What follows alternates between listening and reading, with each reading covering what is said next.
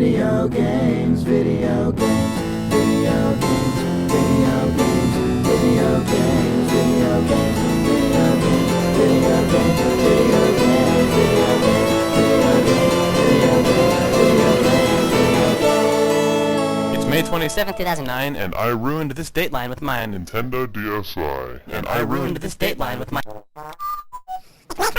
and I ruined this dateline with my Nintendo DSi. It's May 27th, 2009, and I ruined it right now. And it's May 27th, 2009.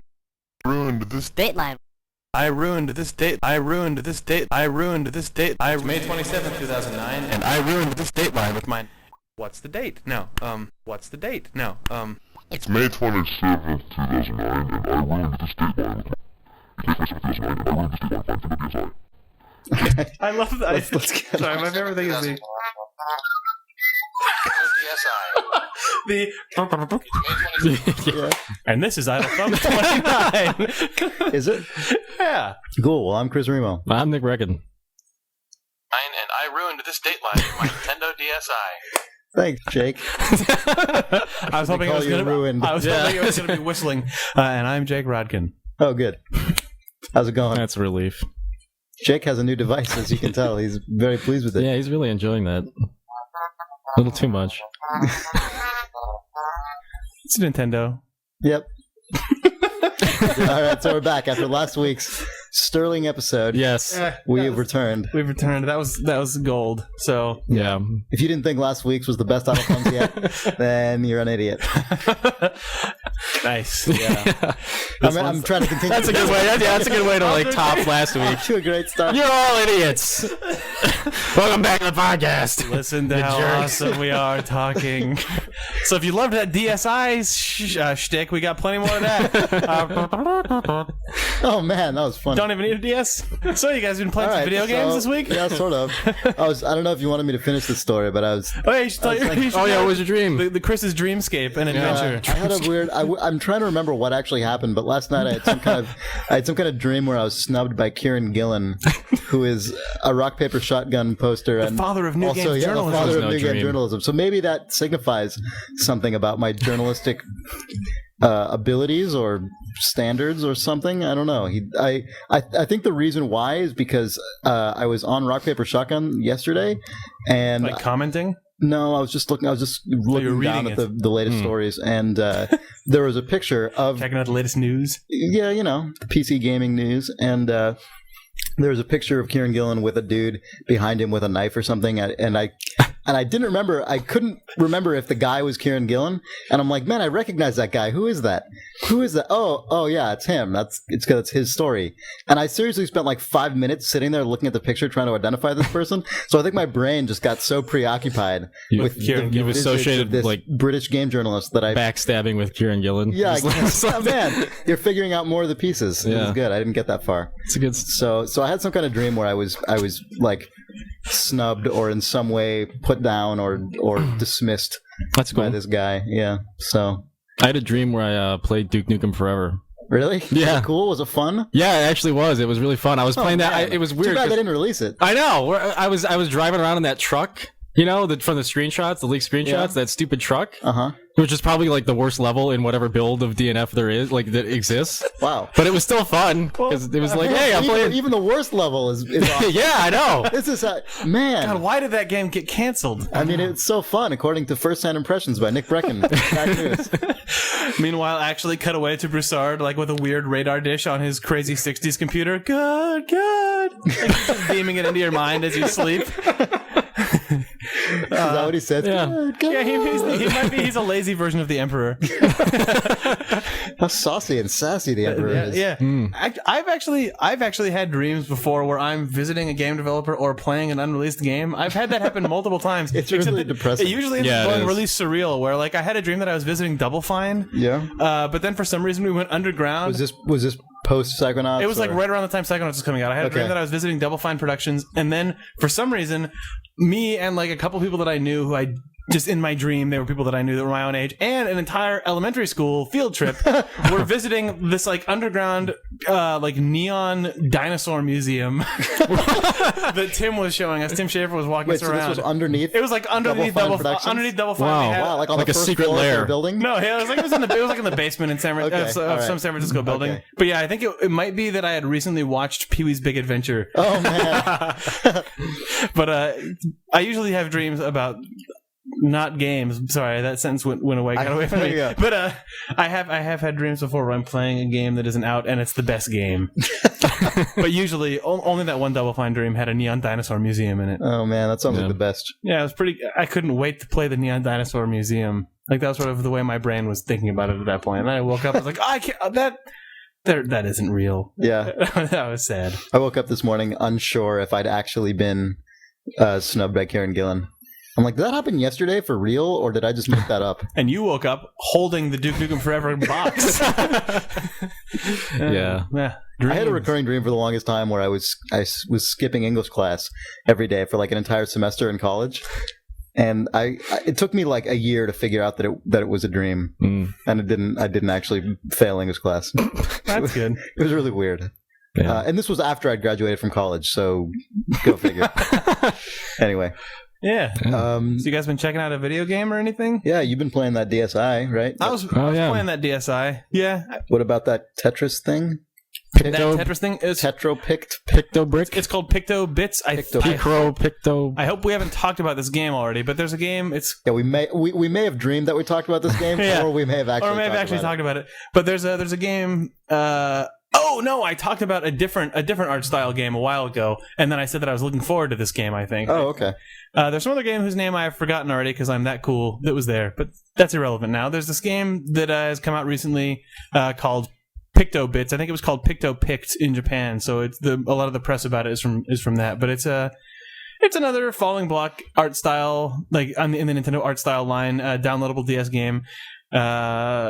Things fall. You use the stylus to sort of pick up bricks and reposition them to sort of try and create objects. But what's the interesting thing about this game is that the aesthetic is super classic Nintendo, where it's got the old, Super Mario Brothers 1 balloon fight, ice climbers, characters, and sprites, but not like walking around and stuff like they do in like DS Tetris or something, but it's actually just the aesthetic is sort of just deliberately rooted in these things. As you sort of make lines or blocks, they shoot up into space and you form a pixel art character. And the most interesting thing about all of this is the music, which is sort of real time composed, which is it's like the cool thing if you're making a falling block game at this point to have the music be real time.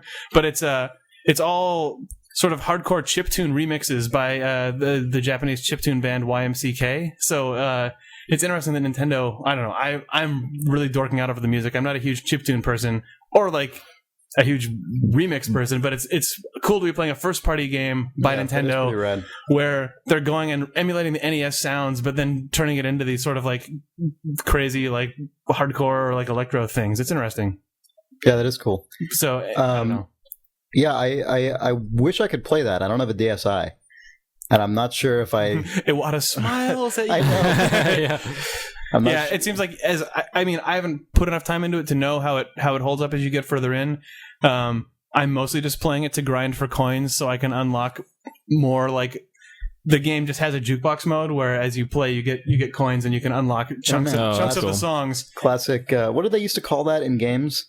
Jukebox, right? I mean, it's like sound test. Or something. Sound test. Yeah, that's exactly it has what it was. basically a sound test mode, but you have to actually earn it by as you make bigger combos. Right. A little Mario coin goes ding, sound test, and then you pay for them, and you unlock the songs in quarters. Like I've unlocked, sorry, not quarters like currency, but like a fourth. So I've unlocked a fourth of the remix of the first Weird. Mario 1 song. Yeah. They do that just to taunt you and make it terrible. I was like, oh, good, I got that. Can you get like the first fourth and the third fourth? And no, be really irritated. it's just it's always the sequential? first Okay. quarter of the song costs like 30 coins, and then the next I one is see. 60 coins, and then eventually you have Jesus. to waste your life. That's kind of dumb. Or you can just go to websites that have ripped all of them. But Yeah. it's motivating enough for me to be playing. That's cool. Cool.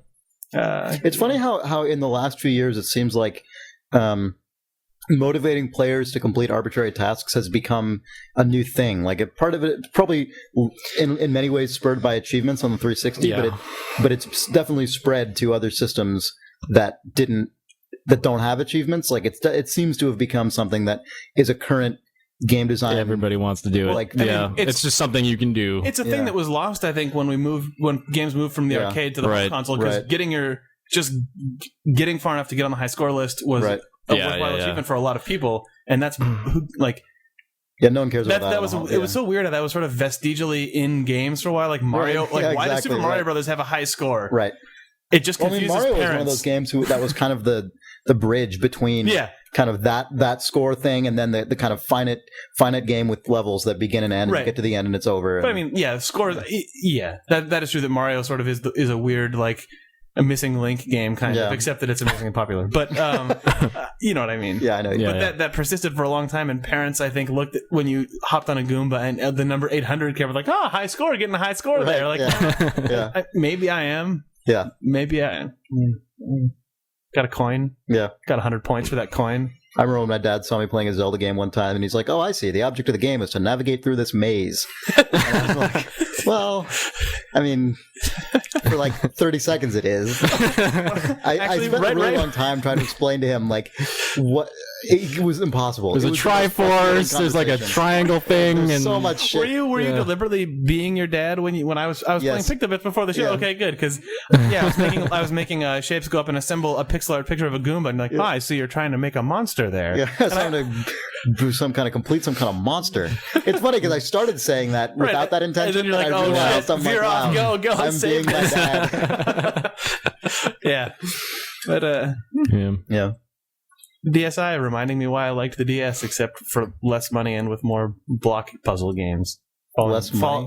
Yeah. Oh, you mean for the game itself? After the purchase. The DSi is more expensive. I bought a DSi for more money, but then the DSiWare is letting me play a fun game for cheap. That's cool. Hopefully there's more of them and not less of them. I would like to play it, but I don't know if I can justify a whole console system for that. Yeah, it's probably. But it seems fun. Like I mean, if I didn't already have a DS Lite, I'd be all over that. Mm-hmm. Yeah, as said before, I got this just because the only one that I had before was the brick. Right.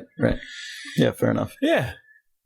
Cool DS games. Yeah. Nick, you have been excited about video games recently. Yeah, I have. You love a game? You sort of started talking about some of these games last week, and then Actually, you know what? Before we get into that, maybe have you been playing Team Fortress 2 at all? Have you been following? Speaking of achievements, because I was thinking of it. I've only played just a tiny bit. It's just interesting because Valve changed the method that you earn unlocks. Yeah, I'm really glad they changed that. Yeah, a lot of people aren't. So really? I mean, a lot of people. Valve is not going to win this one. You don't think so? What do you have an idea for what they could do? Because you mean the idling issue? Is that what you're? I mean, just they. Yeah, let's give some background here. Yeah. Okay, it was obviously the unlockables were tied entirely to the sort of mastering of the achievements list per class. Right. And then in the latest update, in the Scout versus Sniper update, they changed it. Scout versus Sniper. It's or Sniper versus Spy. It's some S characters. Yeah. It's versus. They changed it so that it's just a total random drop based on it just when you kill someone, isn't it? It's not even that. It's the amount of time that you play. God, that's right. It's not based on anything. There's a random variable, and the longer you play, the more chance you have of finding something randomly. So I mean, there's two ways that they can't win it. Now, instead of people grinding to get achievements on achievement servers and achievement maps, people are just idling. Yeah, they're idle servers. There are servers that are called idle server, and you just go on and sit there. So you don't have to go pick up the item physically. No, it just like every now and then it'll just go. You earned this. I thought that it was going to work. They could fix that easily by making it a drop that times out. Yeah, but I mean, then I expect that they. I sort of maybe the idea is if you suck and you just don't get any kills, you're not going to get an item. But then it seems like just the odds of you getting a drop should go up. I had expected it. Nobody doesn't get any kills in Team Fortress 2 is the thing though. Sometimes I don't. I'm horrible. I'm not that horrible. Yeah. But do they only apply to the class you're playing? No. You can be any class. So then anyone can get a kill with a soldier or a heavy from time. I totally assumed when they said that it was going to be a drop, that it wasn't. After you idle, it drops into your inventory. I thought that it was like you kill a dude and like the Quake rotating gun pops out of him and you walk. Even if you don't have to kill a dude, though, they could still make it an actual physical drop. Yeah, that disappears after a certain amount of time. They could even make it a key press, so you don't have to worry about running out of your way when you're killing a dude or something. Mm-hmm. You know what I mean? Yeah, it's something that requires some active. Then you're going to end up getting maps where the spawn points are just like cylindrical chambers that you go in, and that's the entire map. So 500 guys are all incubating in they these already weird do tubes where drop points are. I know, but people already do that. Like, there's already servers that do that for the existing achievements. So I mean, you're never going to get around people. I don't think you're going to get around people I just like grinding the for idea it. of guys just sitting in tubes so that the only place they can be spatially is where a drop. The Team Fortress Right, Matrix. My point is that anything that requires any kind of time or repetitive act, people find a way around. My point is, if I actually do really want to play legitimately, I want to be able to actually get shit, right? So I mean, I don't care if it can be exploited as long as I can do it. That's sort of been my argument. I like that about the new system as well. Yeah. Right. Yeah. Oh yeah. I mean, I've come back to it. But I mean, some people have complained to me like I know I have a friend who's just really hardcore about earning achievements and things. He's like, man, I haven't found a single thing, and I've been playing all weekend, and this is bullshit. This system is bullshit. You're bullshit. Well, fuck you and your fucking weapons. In the previous system, everyone complained that no one got anything. That's what I mean. Valve can't win. They can't win. Yeah, I see what you mean now. Yeah. Where I thought you meant they won't win this one. That's what I thought you meant too. They're going to renege on this. Oh no, dude! I just mean no matter what the system is. Although the people will complain. The drop system, I wish was at least based on you interacting with the game. Right. That seems like a weird. Yeah, I agree. They do things, man. Sometimes they do things so willy nilly. Like, I mean, they didn't even explain this system the day that it was released. Like, they just sort of dropped the blog post the next day in the middle of the night. I don't know why they didn't have somebody, at least explain that. But yeah, I don't know. They're just trying things. That's their whole. Sweet hats exist. Yes. Yeah. So it's got that gone. Afros and that is pretty rad. I'm pretty excited about that. They're really rare too, which is kind of cool actually. I don't mind cool. that those are better rare. than immediately having everyone. Yeah. Well, also once item trading shows up, that's interesting. I hope it doesn't. Well, I guess the fact that if you just sit around, anyone can get anything means that there's not going to be an actual economy. No, but it just kind of a weird sort of incomplete system. It feels so close to being like exactly what I would personally want that system to be in a game like Team Fortress, where it's like if you play a lot, you'll get the stuff quicker. If you play a little bit, you'll get some stuff, and maybe you could have the odds go up if you suck. Yeah. If you don't play, you get nothing. Ta-da! Yeah. But instead, it's just if you play, a thing might appear. It'll just keep rolling. Right. Yeah. And then eventually a hat will appear, maybe. Sweet. Anyway, games. But once again, it got me to play TF2 for a little while. Yeah. So that's good. Yeah, and the new map is really good too. So you haven't played the new map yet. Is that the one with the opposing trains? Yeah, Pipeline. Pipeline. Yeah, right? yeah. It's really good. I really like the mode that's based on. So that's pretty cool. Yeah, no, it's whatever it was called, Payload. Right. I really like Payload mode. That works where there's just each team has a payload card and you're both racing to get to the end first, basically? Is that how this works? Well, yeah, there's one where you're racing to get to the end and you're right next, like the cars are literally right next to each other. And then there's one where they pass each other. Oh, shit. So, you end up... Those are both amazing. Yeah, it's actually a pretty great map. It's one of the better ones that they've released. Is that actually causing people to... Is that causing round dynamics to change slightly in that game type? Because, I mean... Payload it still feels like a checkpoint game, except that the checkpoint is just slowly moving instead of it moving in linear bytes. Right, just gradient. Yeah, now it's just a complete race. Where you have to run back and forth. Like I don't know, I like. Yeah, it's weird. It's crazy. It's like mayhem. Yeah, I mean, whatever. That's fine. Yeah. A little mayhem is my friend. Like I mean, the one is like a roller coaster hill. Right. So I mean, if the cart gets up to the top. Like if if people are pushing it and then they all die, it instantly starts to like fly back down the hill. So it's awesome. Really hilarious when you that's really good end up getting somebody. But anyway, that kind of stuff is really good when the entire team is just like commiserating. No! Yeah. Those last second wins. Everyone just shows up or completely right. Or just the equivalent of a party wipe in a yeah, exactly. God, that's what it is. Yeah. You get back and see the other guys just. And that's life. Anyway, now I want to play those maps more than I did a minute ago. Yeah, no, it's really good. People who were like on the fence about whether to go back or should just go back because it's really fun. All right, maybe I will, even though I already played a little bit. Even though there's this totally bullshit fucking drop system, fucking Valve. Yeah. At least one thing. I mean, yeah. I feel like all said and done, if the drop system, I mean, if not getting upgrades doesn't bother you that much, also that's the case. I really also don't give a shit. I wouldn't mind if they showed Well, up. And if I think where a lot of the complaining is coming from is people specifically want the sniper unlocks, like right now. Like they really fucking want that bow really badly, and so that's People part seem of to it. be- people seem to They be have really no way on of the like bow. they have no way of like getting that in a direct way, and so Yeah, that's that I think sucks. that's mostly a lot of the frustration. I guess I'm the guy that Valve is like, hey, these people probably don't care, and there's a bunch of like seething like. I fucking care. I need this, and then I'm like, I don't know. I'm watching people walk around with even crazier stuff than they had before, and I'm still, in the bottom third of the ranks, but not losing entirely. Right. I can shoot a guy and watch a funny thing. Yeah. Ta-da! So that's good. My apologies to everyone in the world who's like just Jake exploding. just made an exasperated face and shook his head around. It hurt a little. Yeah. Yeah. So it's true what they say. Game developers totally suck at playing video games. If they're me. No, okay. Well, if they're Jake. I don't suck at every game. No. just the ones you play. Just the ones. Fuck you. It's cool. Man. It's true. Owned. It is true what they say. Yeah.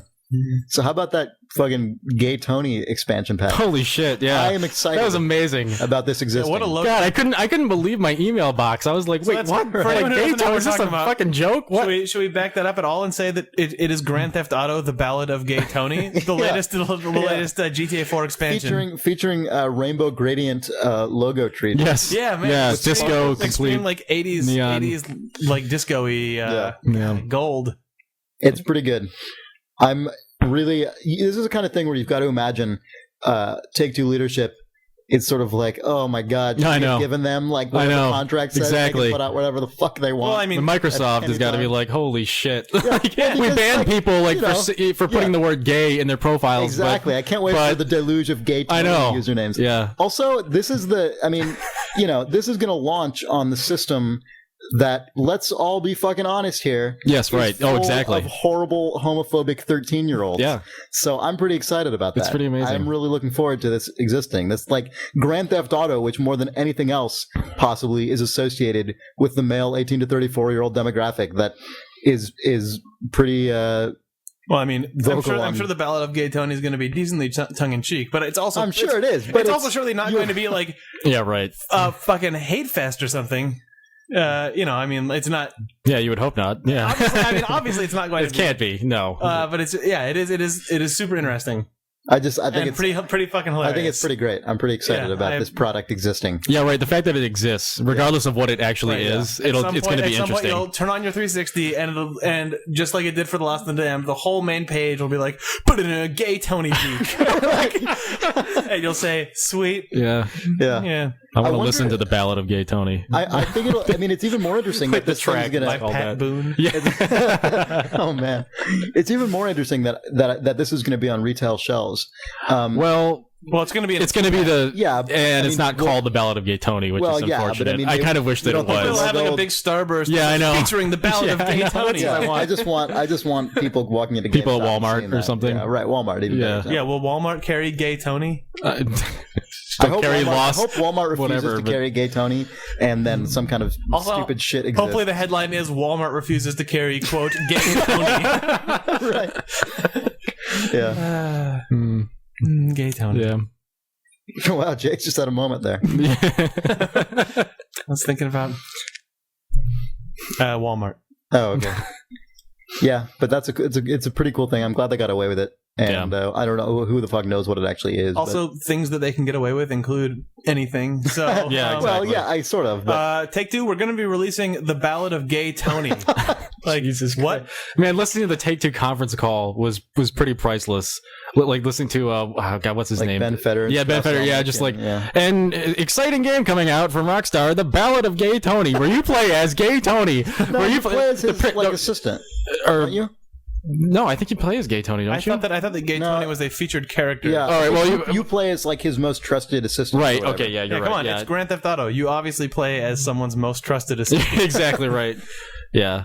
But no, the guy said like AKA Gay Tony, and it just made me laugh. That's pretty awesome. Yeah.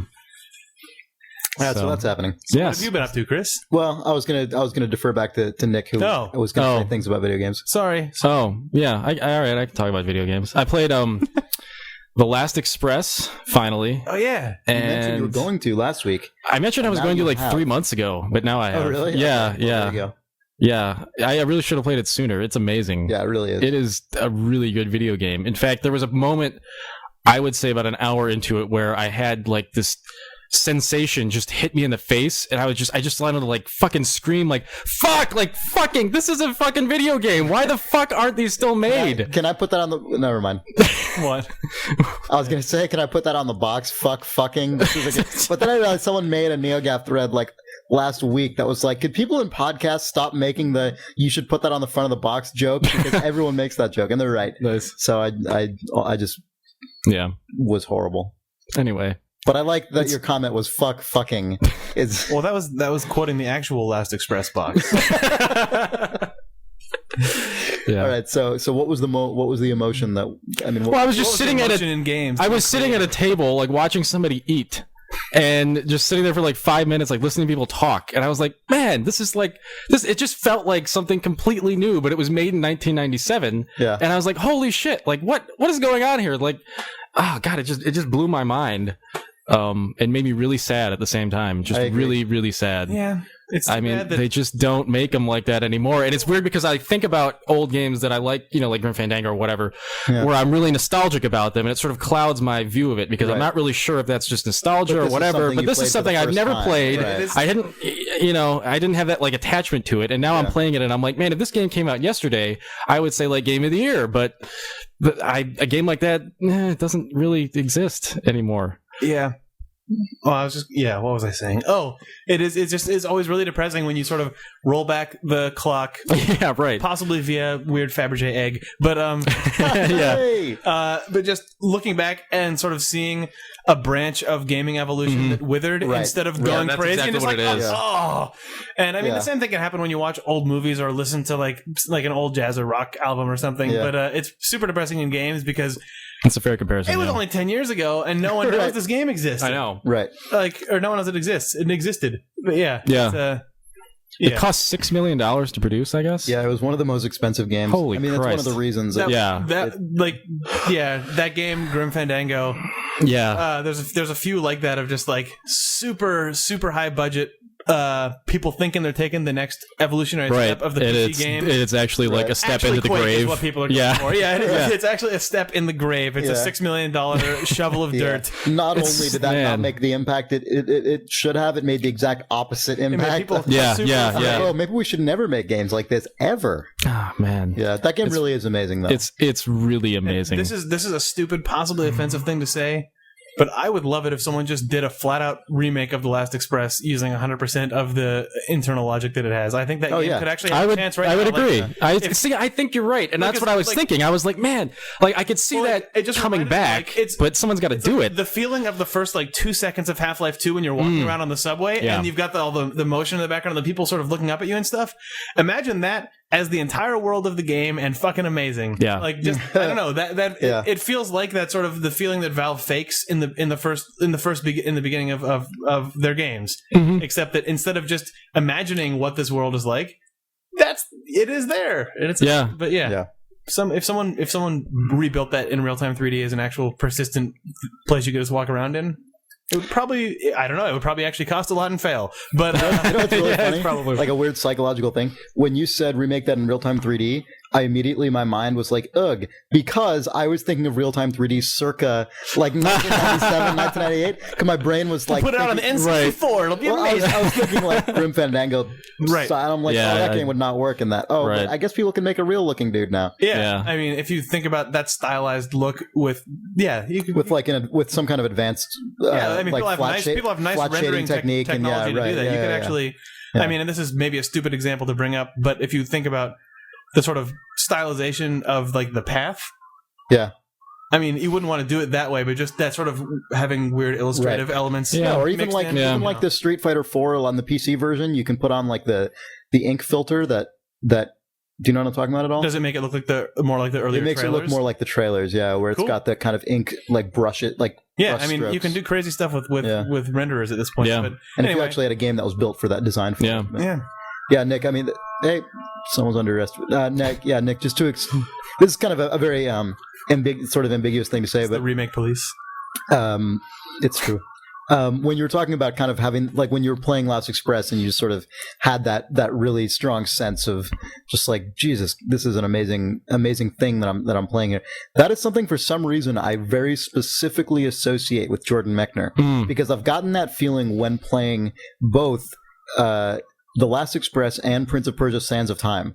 Like, for someone who's only designed 4 games in his entire life, approximately, like, I guess he technically also made like Prince of Persia 2, the old Prince of Persia 2, and like, I don't know, maybe he contributed to Prince of Persia 3D somewhat. Yeah. But, pretty much I think of that guy as having made Caretaker, or however you pronounce it, Prince of Persia, Sands of Time, and The Last Express.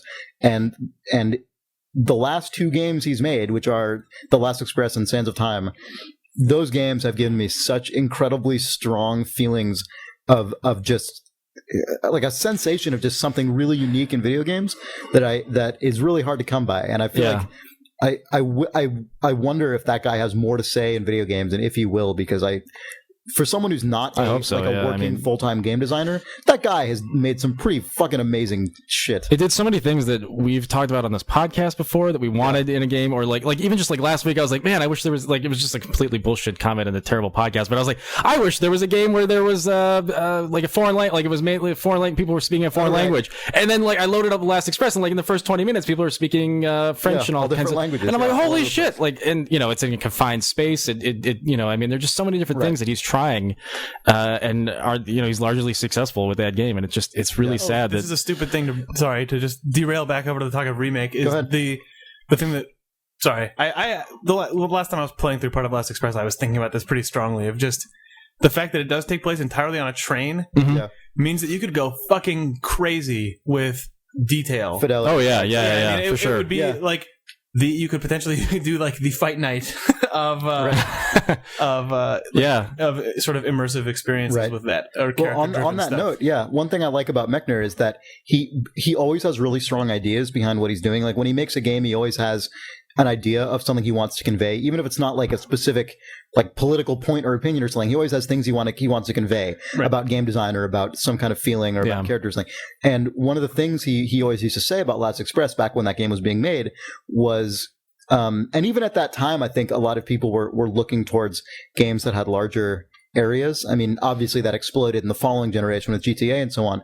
But one of the things Jordan Mechner always talked about was that he thought was unexplored in the way he wanted to see it, is games really could be about, because they're interactive, exploring a very small area in a huge amount of detail. And the amount of content that you would put into a complete world, you put into multiple interactions and lots of time. When I was playing this game, I kept thinking of like Oblivion's AI cycle, all those stupid things where these empty characters that are just walking from point A to point B, and you only have like 20 characters. Well, when you've got and all of them have personalities and like detailed dialogue, and they're all voice acted very well. And because of the time rewind mechanic in the game, you don't get that problem where you feel like you've wasted all of it, because you actually see a huge amount of the content in that game. Oh yeah, and it's short enough that you can play it through a few times. Yeah.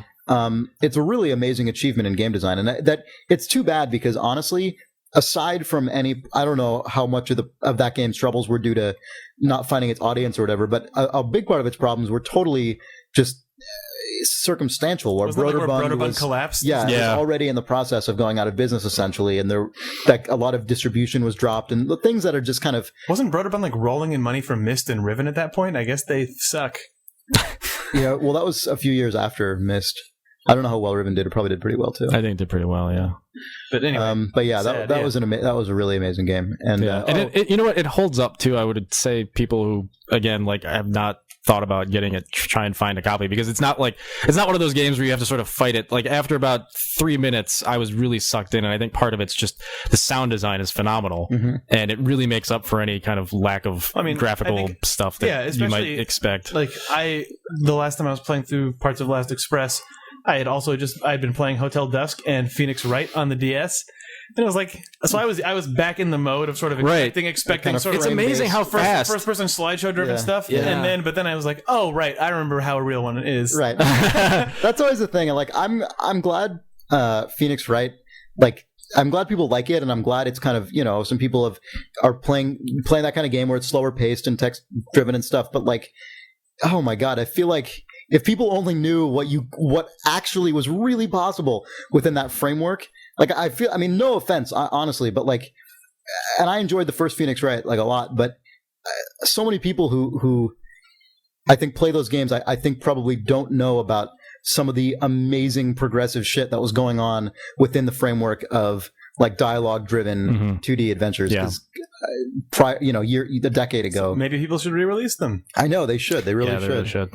But if you can get Last Express, I'd recommend it. And then just to wrap up, I guess the Jordan Mechner thing I was mentioning.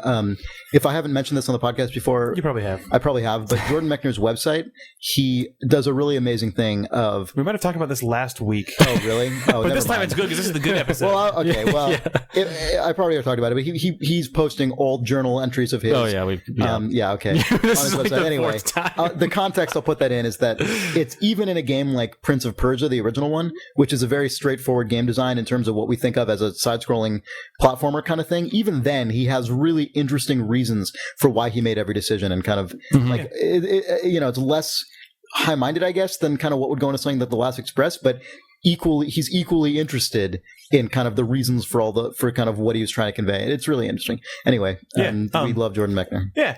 Actually, I mentioned the phrase Fight Night a little while ago, and what that reminded me of was a video game by Electronic Arts. No, well, yes, but what it actually reminded me of is that I picked up Punch-Out a couple days ago for the Wii. Oh yeah, how's it?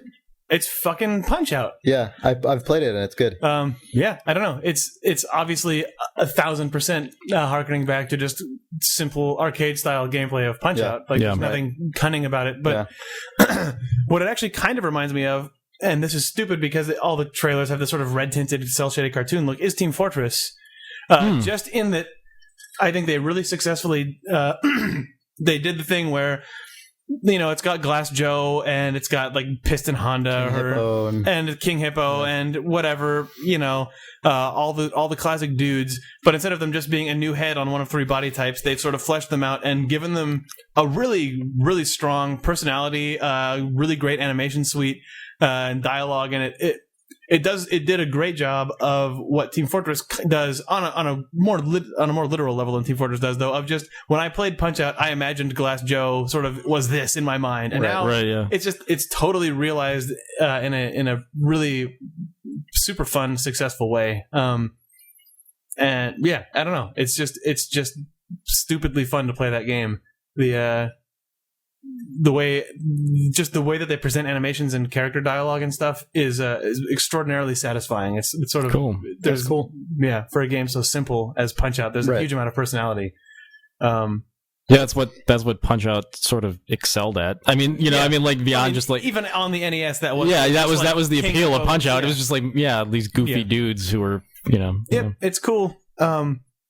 That might be the most, and it obviously wasn't developed by Nintendo, but it was developed by Next Level Games. But it might be the most extreme example of Nintendo, either as publisher or developer, kind of resuscitating an old game with such a direct translation of the gameplay mechanic itself, not just the feeling of the gameplay or kind of the tone, but like actually literally, we are building this game just on a modern console. Yeah, it's really cool. Actually, like when you're fighting Glass Joe, the first guy, obviously his sound suite is just from the NES. Like when he falls down, it goes.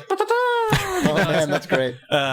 Also, I've only played about halfway through the second like bracket, the second like title bracket. Right. But our concept artist at work bought it over the weekend, and has played all the way through the game, and I'm sure this has come up in reviews, but it has effectively a second quest, like a New Game Plus. Yeah, it has. So once you beat the game through all the way, you come back around, and then like Glass Joe has like a padded helmet on, so you can't punch him in the head. Like Bear Hugger for some reason has like a boxing squirrel on his head, who's an additional adversary. Like, holy shit.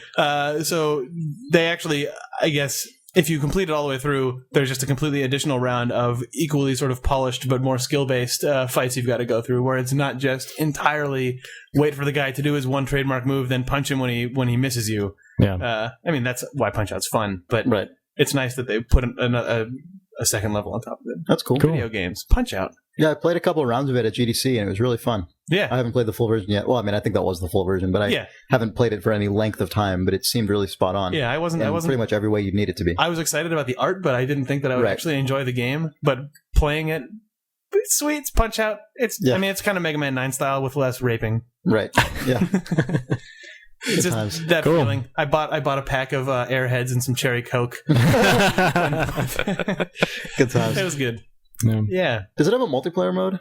I think that it does, and I think that it's Little Mac versus Little Mac, which is disappointing. Right. Oh, that's what I would have assumed. Oh, the other, just the Fight Night thing that actually... That would be funny if there was a handicap that you actually select with a handicap meter, and then it just turns that into which character the other guy is.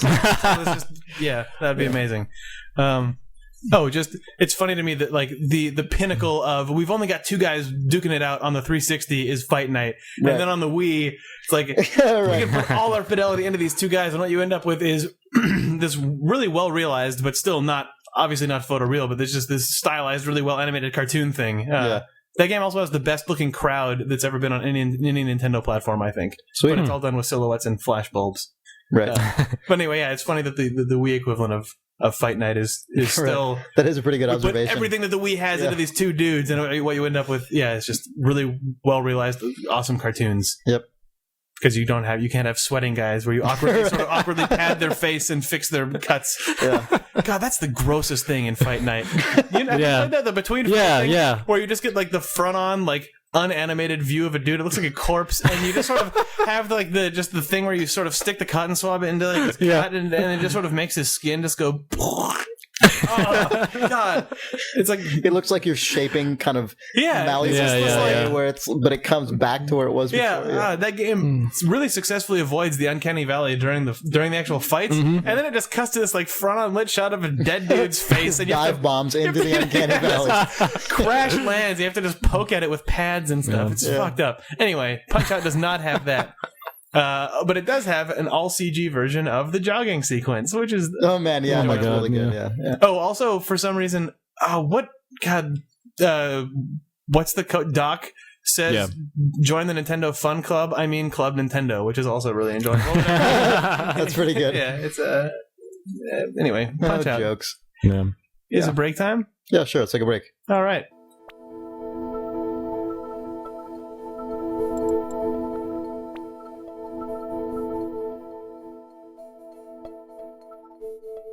On the DS, if you just tap the power button, it reset. I thought that was the noise. It's a soft reset. Yeah, that's weird that it keeps playing it. I think that it's just because it's just booting up when I'm closing it. Oh, so it's just not kicking in. It's not that it's. Oh, I see. Okay, I thought it was. Hey, just remind you that I'm here. That's like, is it New Super Mario Brothers when you close it? It's like, bye bye. Yeah. And you go, no, you're not. You're not supposed to know. Incessantly when you open it up too, probably. Hello. Or something. So good for I saw you. He calls out to you when it's been sleeping for more than. Help me! Oh, Mario. Hey. Got the DSi camera. I see you there. I see movement. I can sense light. Oh, Mario, no. Good morning. Why did Mario become that guy?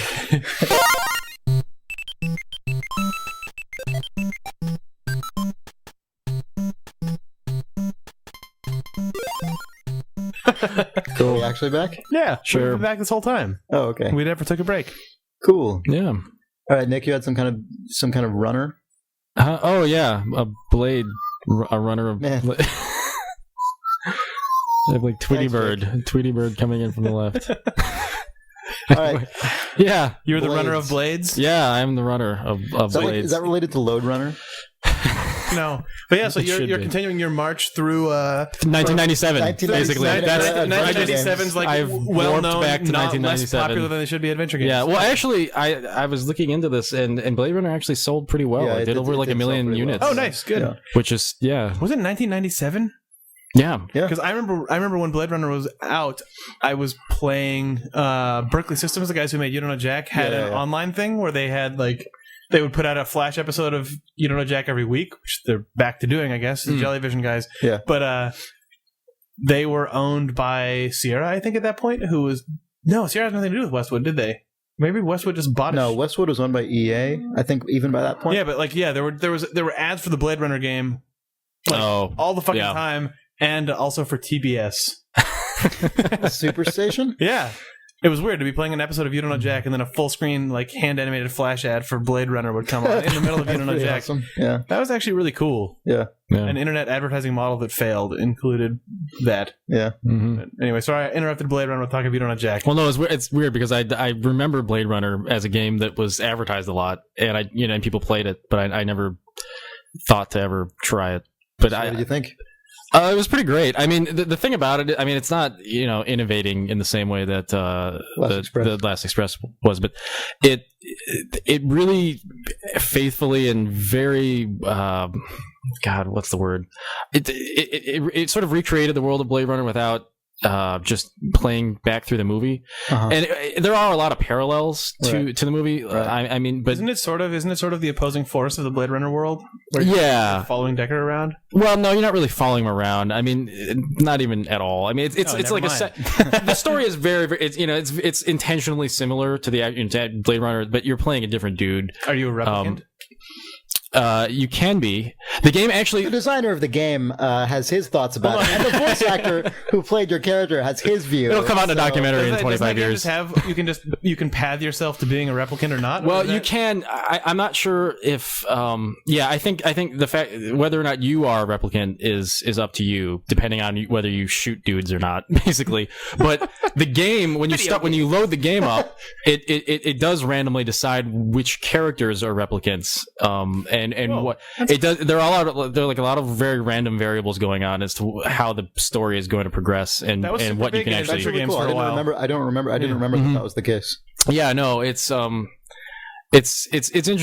I mean, there are like 12 or 15 different endings you can get depending. And it's not the kind of adventure game where you're. I was a little disappointed because it starts out as a very sort of classic kind of crime thing where you're picking up all this evidence, but at the end of the day, it sort of turns into this very kind of actiony point A to point B thing, where you collecting all that evidence never really turned into a thing where you're actually, oh, I've got it. You know what I mean? Like, yeah, people never really actually make games that allow you to successfully feel like you've solved. Yeah, but the one thing it does do, though, there are a lot of Blade Runner moments where, for instance, when you're talking to a character, you have the option of running like the void comp test on them, and it's a really kind of cool little mini game type thing. It's not really a game. It's just, you get to run the test on them. And there are all sorts of little things like that they add in there that are sort of optional, but add to that, thing. So I don't know. It was a very straightforward adventure game, but it was very well done. I mean, the thing that really impressed me about it actually was just from an artistic standpoint. I mean, the pre-render backgrounds were just amazing. That's what I remember most. Yeah. I mean, it holds up today. And I thought just from a licensing standpoint, from a game that's a tie-in, it's one of the better ones that I've played. I mean, just the fact that you can, that they You're threw not in side-scrolling through and shooting replicants. Well, yeah. I mean, you actually do get to shoot replicants, which I thought was interesting. There actually is an action element to it, which is something that is sort of Wasn't there different. a shooting range too in that game? Yeah, there is. God, I haven't played that in so long. I should play it again. It's worth revisiting. Probably it's interesting. I mean, I think I really think though that its strength is the accuracy to Blade Runner. As somebody who already enjoys Blade Runner, right? I think it gives you that sense of, oh, I'm playing in this world that I've seen on a screen without kind of I'm just shooting a bunch of robots or really doing something a bunch of a less stupid things. Yeah. It's a thing that with the right license, an adventure game can do very well. Yeah. Thanks, Jake. Yeah. Potentially. Did you get it? Actually, either of those games, were they pretty easy to run in the modern computer? No, not at all. Nice. The Last Express. Were you DOS boxing? Blade Runner, you can't. God, how did I eventually get that to run? I think actually, you know what? It wasn't as bad as I thought it was going to be. There are some problems with 64-bit processors and compatibility there with Blade Runner specifically. I think actually, though, all it took in the end was just compatibility mode. Now that I think about it, I thought I was gearing up for a big battle, but now that I think about it, I'm not sure if I had no IRQ settings were altered. No, it wasn't as bad as I thought it was going to be. But you didn't have to free up some virtual memory in DOS. Remember all that shit? Yeah. Who doesn't love the high mem? But. Yeah, no, it wasn't. A fire engine party going on out there. Yeah, I think it's more protest stuff. Yeah. Oh yeah. We live in California. Yes, the great state. But, yeah. Oh man, Voxels. Yeah, Voxels. That game used them. And yeah, I like saying Voxels. apparently IdTech 6, which is not even I know. being out yet. Apparently that uses voxels, or has the capability. Well, they're experimenting with voxels. Fooling around with voxels. Yeah. That's one of those things that it would I have no intellectual or educational basis for saying this, but voxels seem like the sort of bullshit that Carmack could just be like, voxels are back, and everyone's like, voxels are back. We got voxels here. Yeah. Nobody cares. Nobody cares. Yeah, that would be the best if we Oh started. man, there was a dude. Never mind. Oh, well, No, forget it. I didn't say anything. Yep. But yeah, that would be amazing if we start hearing about the next rev of NVIDIA cards because Carmack's doing it. Like, we can push so many voxels. Like, dude, what? Yeah. No, dude, trust me on this voxels. Yeah. Got a That stuff dedicated is so- voxel processor. That stuff is always so weird because it's The like, cool, VPU. you can do that, and then it just makes, and then it sort of just drives that wedge even further between PCs and consoles where you don't want your you end up releasing either the crazy version of the game that uses that technology later for PC and it comes out 6 months later, or Dude, just people Xbox 720, all voxels. Oh yeah, Jesus. What? it's all voxels. Voxel jokes. Voxel jokes. Yeah, Anyway, so Carmack loves a voxel. I guess he does. Yeah. I don't know, Carmack's voxel. Carmack's The Voxel's Revenge, sponsored by Carmack's Revenge. That's this week's revenge. I feel like Carmack has a revenge every week. Like he just picks something to get revenge. He's a vengeful guy. Wolfenstein 3D. We're getting revenge this week on the iPhone. What? I don't know. He just has these little projects. He chooses He just has all this revenge he's always attaining. Anyway, Anyway, Is that what you call personal projects? Revenge. well, for him, that's his. working on. Yeah. Yeah. So this has been this week's installment of Voxel Watch 09. And yeah. Reader mail. Oh wait, I had one more thing I wanted to bring up. Right. I was screwing around. I was just curious about Anyway, this is a dumb story. I'm just gonna skip right to the end. Program with I was voxels. weird. Yeah, I just really wanted to get a voxel on my. Anyway, no, I downloaded this program called Crossover for Macs, and essentially what it does, and this I might be completely out of it. This might be really old news. Crossover's pretty old news. Crossover itself is old news, but I meant to say crossover for games is what it's called. I think crossover for games is even slightly old news. Is it but really it's old news? It's a games-focused What is Windows it? crossover is Windows virtualization for Mac. Yeah. Uh-huh. Yeah, I'd never tried throwing PC games on a Mac without actually installing like a Mac laptop, or what is? Yeah, just anything. Yeah, Right. and It works surprisingly well. it works really well. Yeah, I was playing Team Fortress 2 on my Mac really times. quickly. So Yeah, it blows my mind that Steam works under those weird virtualization or wine bottle based stuff. yeah, it actually has Steam an install built, just like an installer for Steam built right into it. You just click install Steam and it installs Steam and then it runs. Oh, really? That's Yeah. pretty awesome. I remember over Christmas break, I wanted to show some of my family some of the games that I'd worked on, which are PC only, and Yeah, that's why I did it. Yeah, Just- I was like, Because you wanted to show your family the games you worked on? yeah. But yeah, no, it is mind blowing how easy it is to download one of those games. You put it in. I can't remember which one I used, if it was VMware or Crossover or whatever. There's a million different Mac ones, but the one that I was using ended up just wrapping the exe into a Macintosh.app file, Hmm. and then you just double click that like a regular program, and then it just has a Windows window border. It launched an instance of IE. I logged in with my account and then started playing the game. My brain exploded. Yeah, Cool. yeah, it's pretty amazing. It's So Macs surprisingly can fast. play games. You just have to Yeah. run them through a weird virtualized shell. Pretty much. Or they're an EA game. Yeah. Yeah. Or a Blizzard Or game. Blizzard. Or Bungie when they were cool. Yeah, that's true. Yeah. Okay. Anyway, that was Reader my mail. thing. Let's Yeah, go on. so we can read some mail. All right. I already forgot to screen them. So So what is game? what is game? I think people have given up with that. Oh, that's just what you say. Oh man, so here this is good. What is game? This is weeks old, but his email's new, but it refers to something a few weeks ago. Etienne Guru writes, "Hey Thumb, just letting you know the chicken game in Space Quest was Astro Chicken. There are different iterations depending on the Space Quest game, like a side scroller or the trampoline game, but it was always Astro Chicken, and that's true. I forgot what it was, and I think I called it Space Hen or something because I couldn't remember what it was. Star Goose. Star Goose. So yeah, it was Astro Chicken. I don't even E3 remember meeting that. request. Okay." Wait, sent to questions at idlethumbs.net? We're starting to be on press lists, apparently. Luke Maxwell writes, "To the thumbs. NecroVision is pretty terrible, but one of your mission objectives is to defeat the wizard, so I suppose it's worth a look based purely on that." Yeah, what they meant is awesome. Well, no, you don't want to defeat the wizard. Well, you could try. Maybe it's one of those things where you're sort of it's scripted death. Like you can't, when you get him down to one hit point, you just die. Like he's scripted to kill you. That happens in Xenoclash, and it was really irritating because I was kicking the guy's ass, and it was. Or were you? I was. Oh, or I wouldn't have noticed that it was forced. Yeah. What? Did we talk about that game getting a sequel? Oh, I don't remember. Xenoclash 2 is coming. Yeah. That's exciting to me. I'm really happy that it's actually possible. Yep, looks good. Sounds good. Oh man, Christian Deathloff. Christian Deathloff wants to thank us for talking about Last Express. Well, you're thanking us way more now. Yeah. So loves thanks. He wonders why there haven't been more real-time adventures like this, and couldn't this be a way to revive the adventure genre? Because it's fucking hard to make. Yeah, that's also that game true. cost $6 million. Well, and okay. To be fair, though, I did a pretty extensive interview with like the technical director of that game and the producer, and a huge part of why it was so expensive is because they used was it the rotoscoping entirely proprietary technology that they had to make. Yeah. And if they did it now, they said it would have been such an easier process. Really? Like, well, that's fair enough. They had to manually the amount of shit they had to do, like the rendering and stuff by step. Yeah, just tracing shit and like rotoscoping it was apparently insanely time consuming and expensive. I think no matter how you play that, unless you have a brilliant procedural technology, the thing that always comes to mind with The Last Express is that the most modern equivalent is probably Facade, except that Facade maybe isn't fun.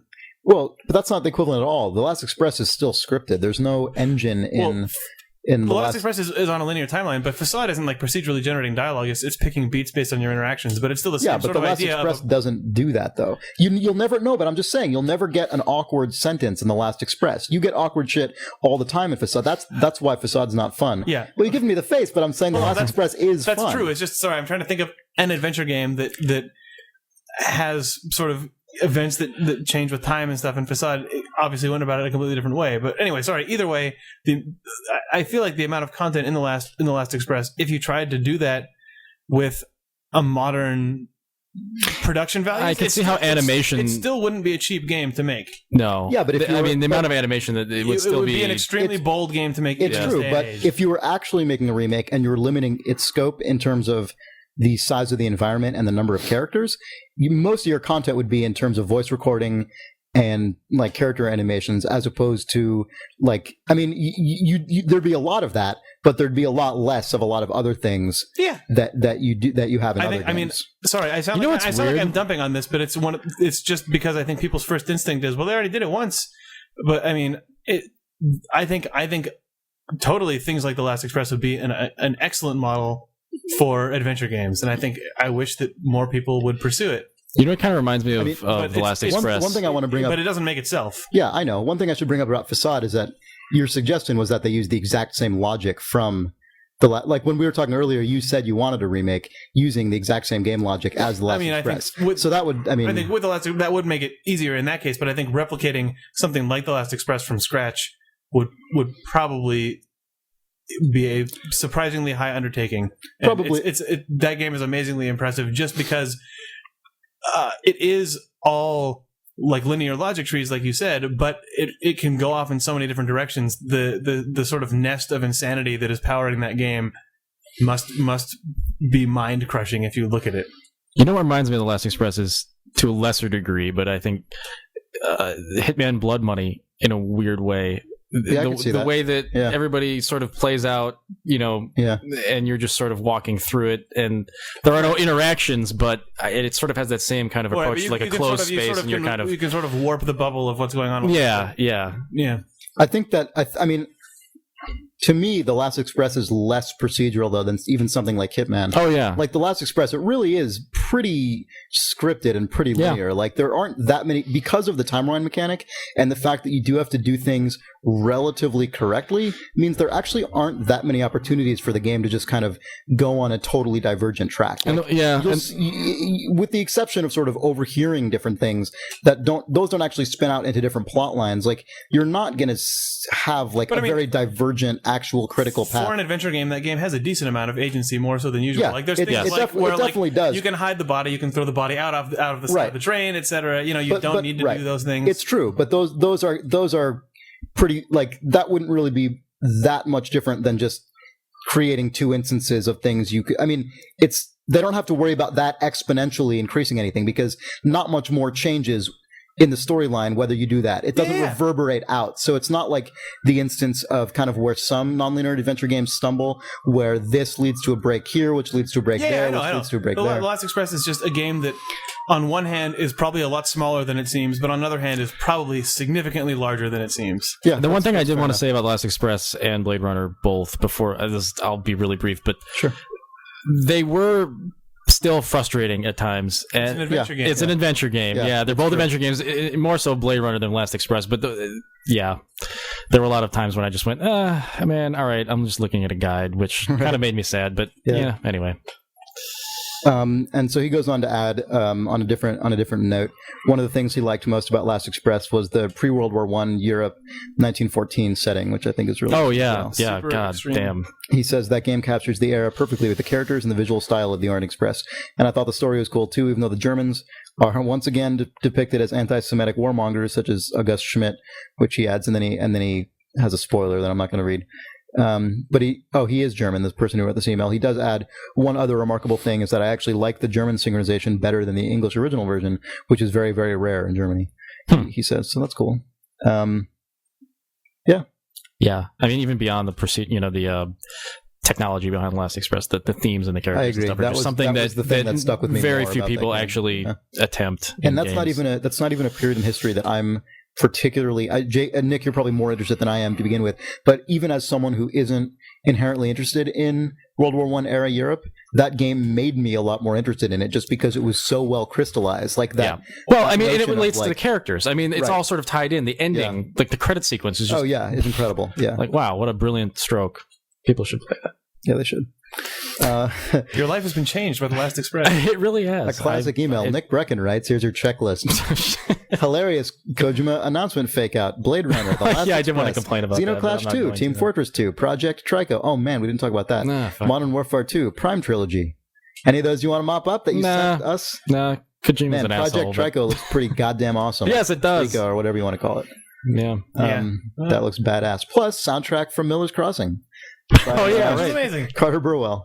The one thing that I've probably said this 200,000 times about that trailer, but I really, really loved how the perspective in the trailer switched from the point of view of the boy to once he climbs up on the weird sort of fox dog cat feather thing. Right. But I just love that in that one shot, whatever the hell that thing is, how it just you I don't know. It was interesting to go from like the classic, the Ico and Shadow of the Colossus point of view to just like, and now you'll be seeing the world from the perspective of one of those crazy huge creatures, and just like the scale of everything just goes, and I was so excited. I'm like, I can go over there. You know, right. It is pretty hardcore. That's like hours of the game before, and now I'm just hopping it. Yep.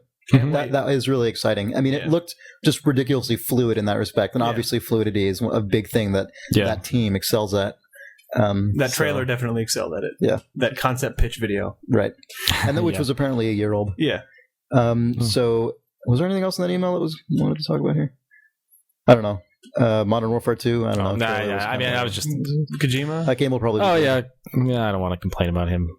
Yeah, that was funny though. He replaced it was funny, yeah. I mean, it's what an asshole. That's the closest thing to the Metal Gear Solid climb up. I know, isn't it? Right. The ladder fucking perfectly. That's my favorite thing. This was a little more of a dick move than that.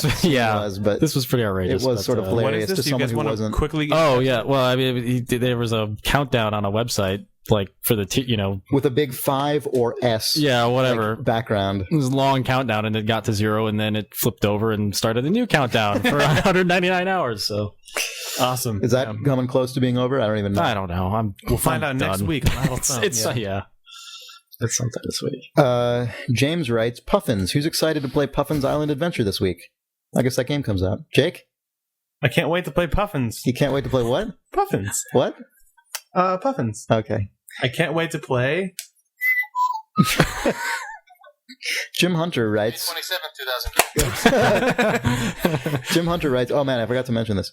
Hello, Inactive Thumbs. You asked about black and white games. How about Paper Moon? It's pretty rad.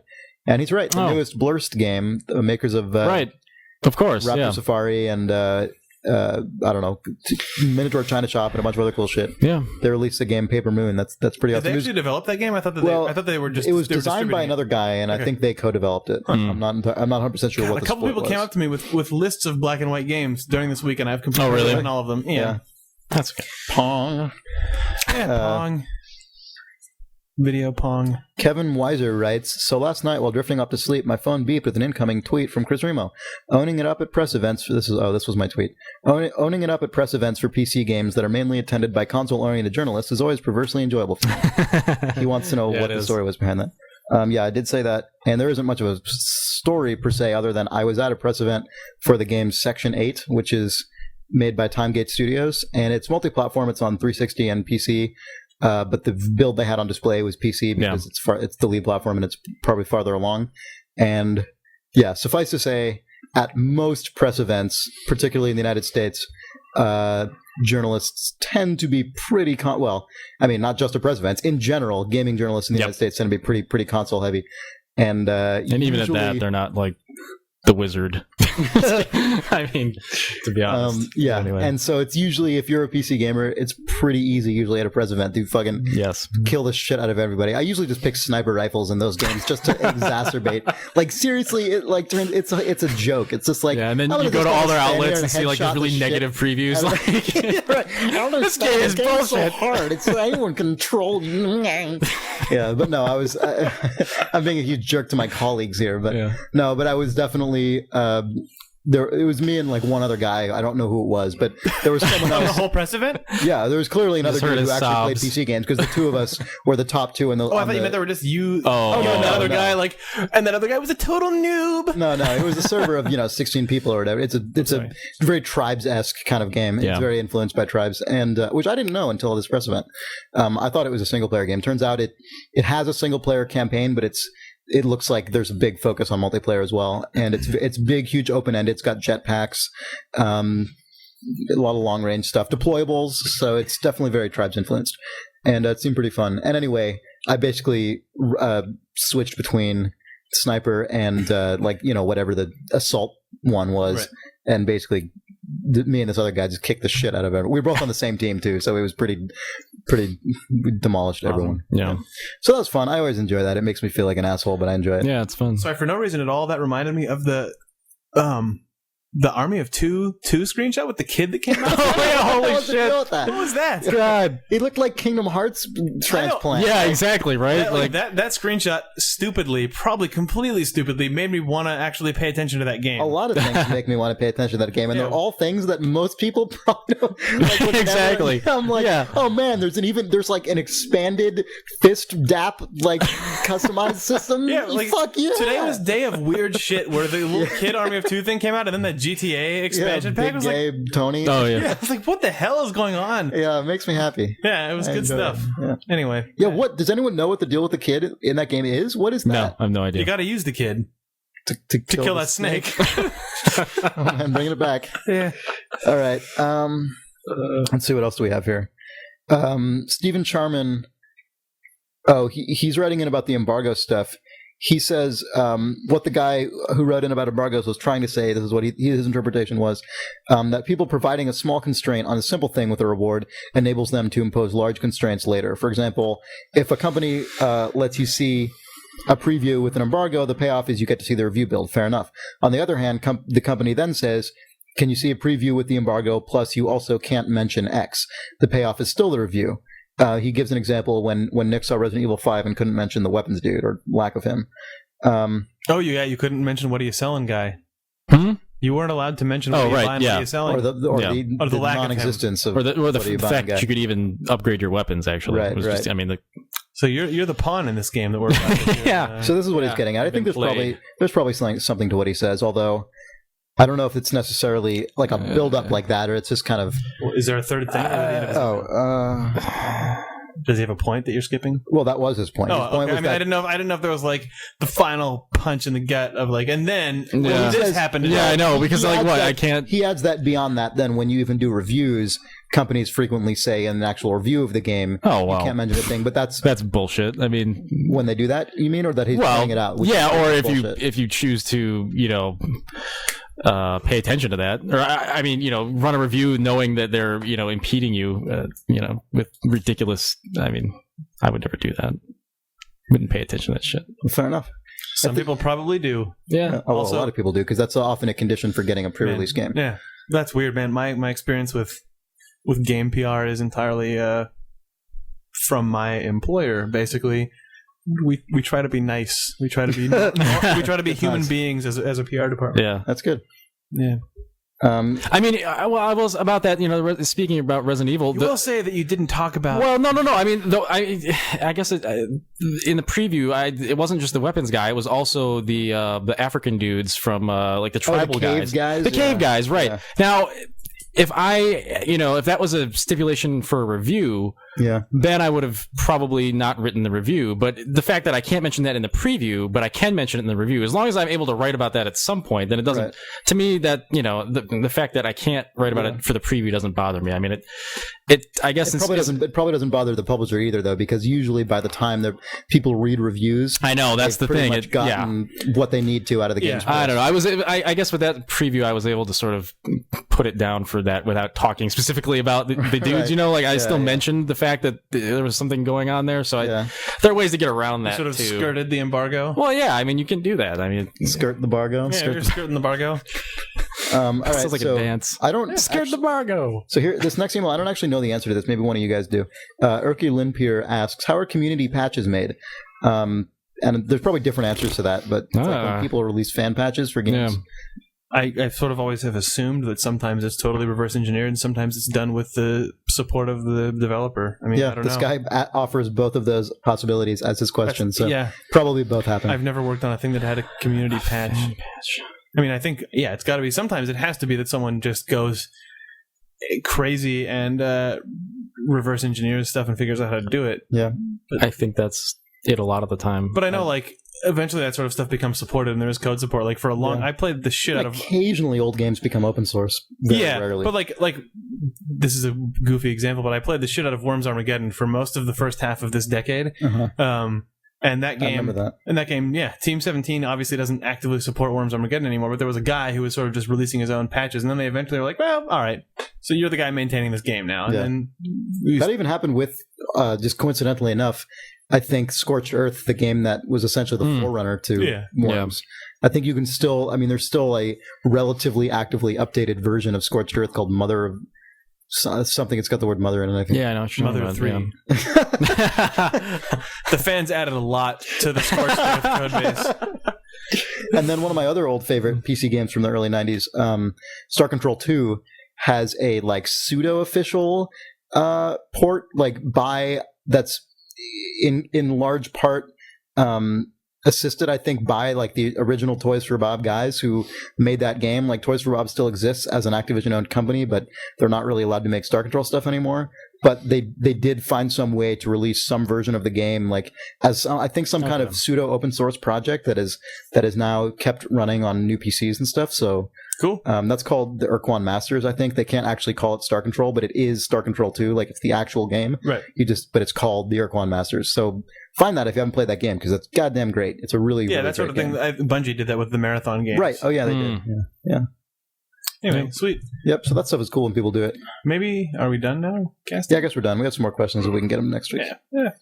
Oh, E3's fucking coming up. What do you guys think about that? Hey, E3! Hey, games! Yeah, I'm not going this year, which sucks.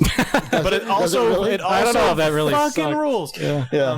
I don't know. This is possibly the first real E3 where I'll be sitting at a desk at a video game company reading about E3. Oh yeah. Possibly reading about things involving my game company. That's true. Get ready for that. Yeah. But Yeah. Well, this is theoretically the return to classic E3, but it's probably going to be more of a hybrid. I hope. E3.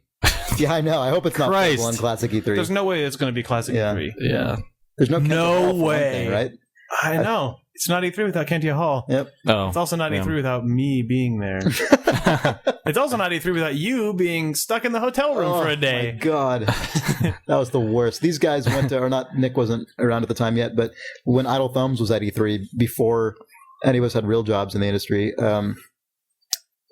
we went to this was 2004, 2005. 5. We went to 5. We went to E3 and no one woke me up, and everyone just like went off to E3, and I woke up like in the middle of the day in my hotel room. We all thought that the other person in your room had left with you. Yeah. It was the classic scenario.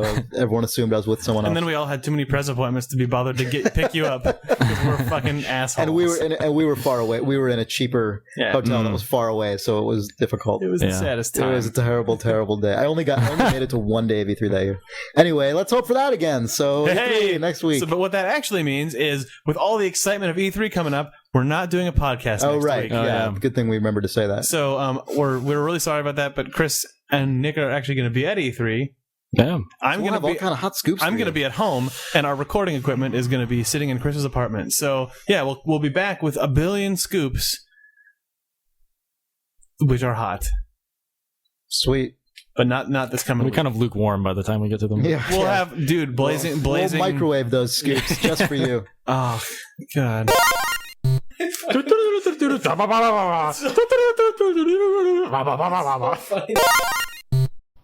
May 27th, 2009, and I ruined this dateline. DSi.